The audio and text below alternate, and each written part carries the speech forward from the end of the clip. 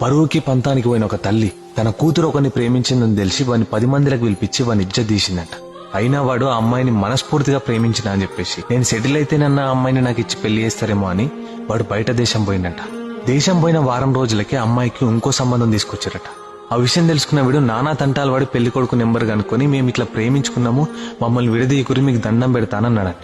అది విన్న పెళ్లి కొడుకు వాళ్ళ అమ్మాయిని తీసుకుని పిల్లలు ఇంటికి ఇట్లా అంటున్నాడంట, నీ పిల్ల ఇంకొకరిని ప్రేమించింది, ఇప్పుడు నేను పెళ్లి చేసుకుంటే నా బతకాగమవుతుంది అని చెప్పేసి అంటే వాళ్ళ తల్లిదండ్రి కాలు చేతులు పట్టుకుంటే ఈడొక మాట అన్నాడంట, మీకున్న ఎకరం పొలము ఇప్పుడే రాసియు, నేను కళ్ళు మూసుకొని పెళ్లి చేసుకుంటా అన్నాడంట. పరువుకి పంతానికి పోయిన ఆ తల్లి సరే రాసిస్తా అని చెప్పేసి ఆ పొలాన్ని రాసిచ్చి ఆ బిడ్డకు పెళ్లి చేసిందంట. పెళ్ళైన నెల రోజులకి ఆ పెళ్లి చేసుకున్నాడు ఉద్యోగం కోసం హైదరాబాద్ పోయిందంట. పెళ్ళై సంవత్సరం అవుతుందట కానీ ఇప్పటికీ ఆయనకు ఉద్యోగం దొరకలేదట, వాడి ఇంటికి రాలేడంట. వీడు ఇట్లెందుకు చేస్తుందని ఆ అమ్మాయిని ప్రేమించినోడు వీడి డీటెయిల్స్ కనుక్కుంటే తెలిసిన నిజమేంటో తెలుసా, ఇంకొకరిని ప్రేమించిన ఆడిదాంతో నేనెట్లా కాపురం చేస్తా, వాళ్ళ అమ్మాయి ఇజ్జత్ పోతుందని చెప్పేసి నాకు పొలం ఇచ్చి పెళ్లి చేసాడు తప్ప నేనైతే మనస్ఫూర్తిగా పెళ్లి చేసుకోవాలి అని అన్నాడంట.